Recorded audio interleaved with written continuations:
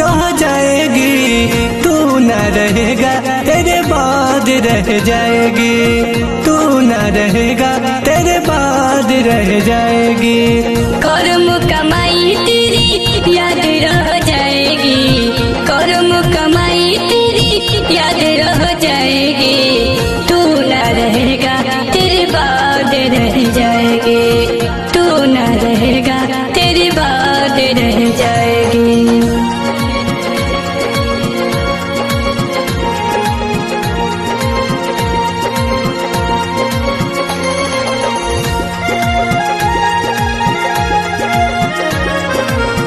एक दिन आना एक दिन जाना, दो दिनों का मेहमान हैं हम।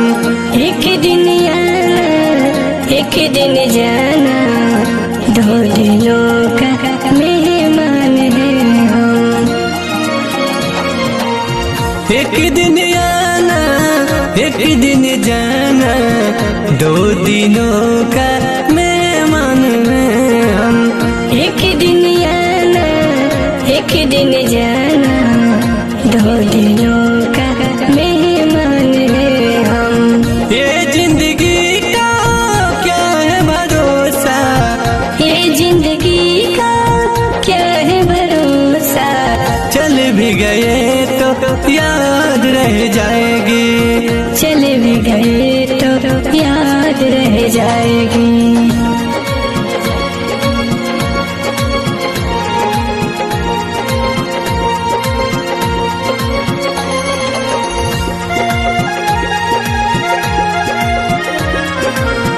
बंद मुट्ठी आए जग में, हाथ पसारे जाना है जग से।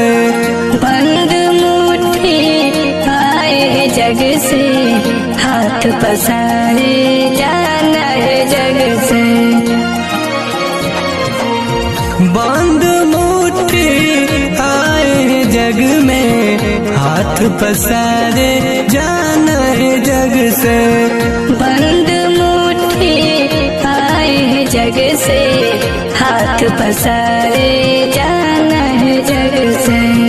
ये जग सारा छोड़ना पड़ेगा, ये जग सारा छोड़ना पड़ेगा, कर्म कमाई तेरी याद रह जाएगी, कर्म कमाई तेरी याद रह जाएगी।